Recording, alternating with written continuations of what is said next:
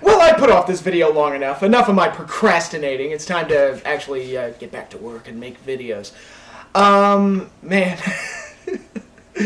My Giants still suck. Like, horribly. It's amazing. And it actually hurts less if they suck at the beginning of the season rather than tripping at the finish line at the end. So at least, I know the season's over. It's like, okay, we're done. But man, they are making mistakes I have never seen before. The game against the Chiefs, they got called for an illegal formation on a field goal. I've never seen that before. I even asked my dad later that night. It's like, Dad, can you remember the last time you ever saw that? And he was like, no. That's how rare of a penalty it is. I mean, I'm sure it's happened before because, why else would the rule be in place? But, Jesus. They are redefining what it means to be a bad team.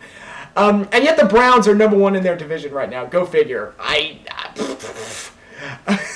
It's actually kind of hilarious. Yeah, but I got the Breaking Bad finale to cheer me up later that day, which was awesome, by the way. Breaking Bad, one of the greatest shows of all time. I didn't want to give it that label in case the finale sucked, but no, Breaking Bad is officially one of the greatest shows of all time. That was awesome. Sad to see that the show's over. But, yeah, let's talk wrestling. Oh, no, I babbled on long enough.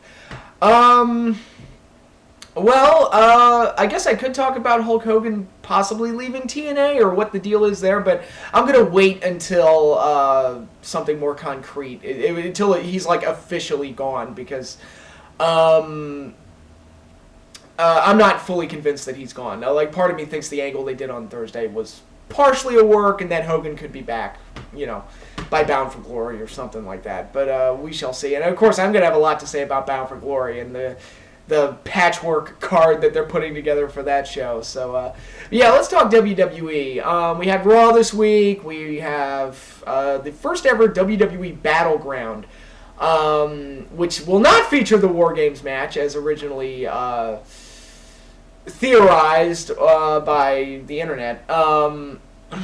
It was speculated that would take place, and it's not. But, whatever. It's not like WWE raised my expectations and they didn't deliver or anything like that. That was just pure internet speculation, so no reason to get upset. Raw this week was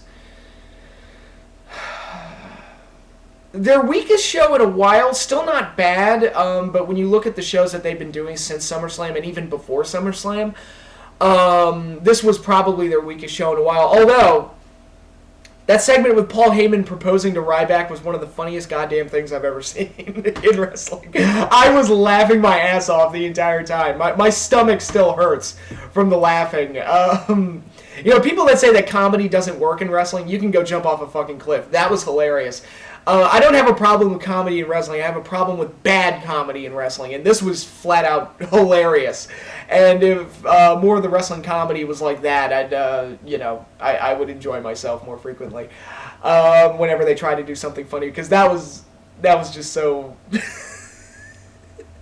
so funny. God, what else happened this week? I thought the stuff with Daniel Bryan and Brie Bella was really hilarious. I kind of had a Spaceballs moment. And for those of you who have seen Spaceballs, there's that bit at the beginning of the movie where the Spaceballs and Dark Helmet and Colonel Sanders are talking about what the plan is and what they're going to do. They're going to drain the air from planet Euridia.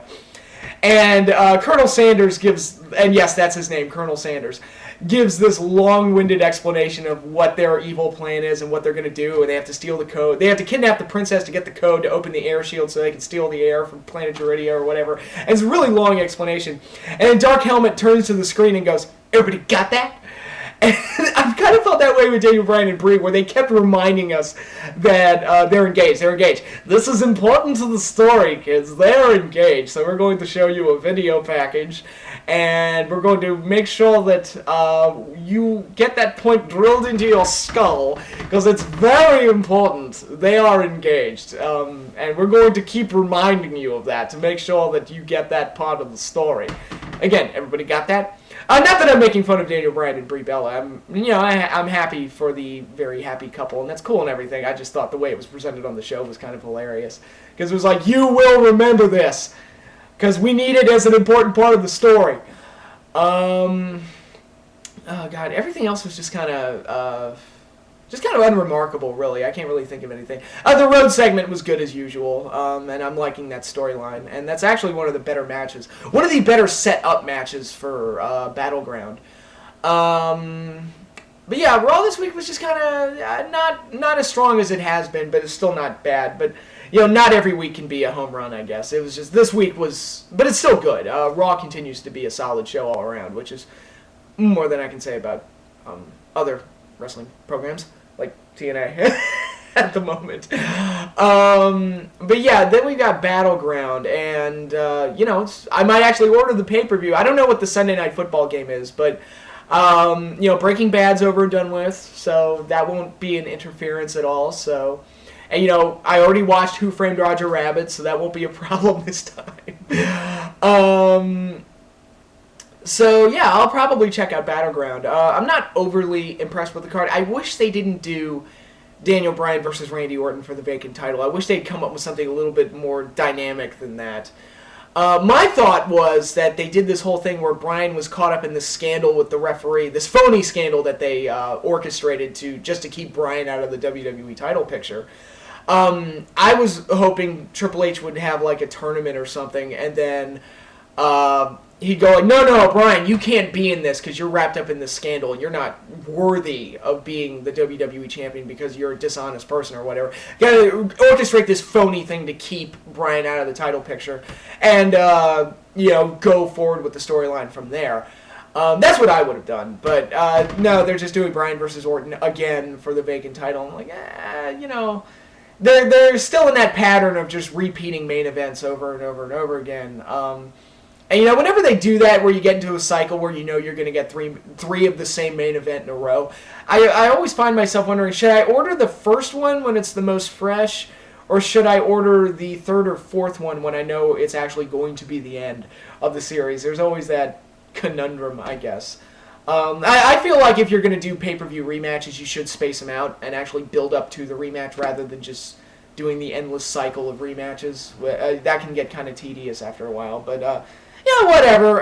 Bryan and Orton will have a good match, most likely, and it will be interesting to see what they do regarding the vacant championship. The Rhodes versus the Shield, I think that match has been set up beautifully. Love the storyline, love what they're doing with the Rhodes family, so that stuff could be really good. I don't know who's going to win, and that's interesting. I guess they could have the Rhodes win, or they could have the Shield win and just keep the storyline going from there. The titles are not on the line, which leads me to believe the Rhodes might actually win. Because, whenever it's a non-title match, that usually means the non-title holders are going to win. So, but yeah, that should be a really exciting... And it's been a really well set up match. So, that should be fine. We got Brie Bella versus AJ for the Divas title. Don't care. Unless they do something where Orton comes out and RKO's Brie, I don't really give a shit about this. We got Curtis Axel versus R-Truth for the IC title. Again, I don't care about this.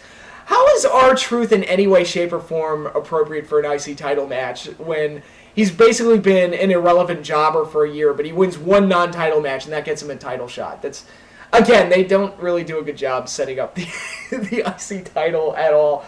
I remember when people used to be built up to the IC title. Now it's just like, oh, you beat the champion in a non-title match. Here's your title shot. And it doesn't matter what we did with you beforehand, and I don't really like either guy anyway, so I have no real reason to give a shit about this. And yet we've got Dolph Ziggler and Damian Sandow on the pre-show. Fair? No. That's a match. That's a feud I would have enjoyed. Like, actually give them a feud and build it up and give us a pay-per-view match. I would have enjoyed the hell out of that. I love both. See, that's another thing. I love both talents. I love both characters. I would like to see them interact in a storyline. But no, you're relegated to the pre-show with no real purpose or anything. We've got CM Punk versus Ryback, which, again, I kind of feel like with the Paul Heyman thing, even though the segments continue to be entertaining, like the proposal segment on Raw, which was fucking hilarious. I kind of feel like they're spinning their wheels with this thing where it's just like they're going to keep throwing a body at CM Punk just to bide their time until they can do Lesnar Punk 2. I'm sure Punk can get a good match out of Ryback. He's done it before. It's just that I kind of wish they'd... I just kind of feel like we're spinning our wheels here, and Punk will probably win this because he's lost so much. He's lost at the last two pay-per-views, so I imagine Punk would probably win this one. What else is on this card? I'm trying to think. Oh, we've got Alberto Del Rio versus Rob Van Dam. Don't give a shit. It's a hardcore match, so RVD will do something crazy, but other than that, I don't really care. Again, don't care about the world title. Alberto is a directionless champion, and he's probably going to retain because apparently RVD is going to be gone. He's going to go on hiatus after this one. So there's that. And other than that, I can't really think of... they don't really have the full card yet, so there's not really a whole lot to say other than that. So I might order it just to see what happens in the main event, but it's not like they're more well put together card. Again, except for the Shield versus Rhodes match. That match is actually very interesting and very well put together from a storyline perspective. So, we'll see how that all goes. Hopefully Battleground turns out to be a good show. We've got other pay-per-views coming up. Hell in a Cell is coming up in a few weeks, and TNA's got Bound for Glory, which, again, I'm going to talk about that ad nauseum going forward. And, so until then, that's really all I have for now.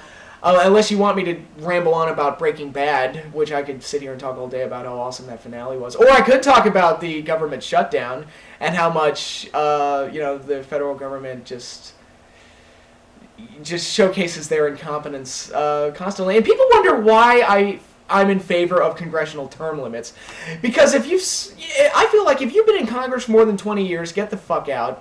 Because you're only there to hold on to your seat and no other reason. And if you're a new congressman and you're an idiot, hooray, we'll get rid of you faster. It's basic. I hate how congressional seats have kind of become a lifetime appointment. It's just some of the people serving in Congress are like in their 80s. Strom Thurmond, this is going back a ways, but Strom Thurmond served until he was 100. That's ridiculous. My inner libertarian is coming out, I guess. I'm sounding like Ron Swanson, but the federal government is absolutely incompetent. If they were a privately run business, they would have gone belly up decades ago.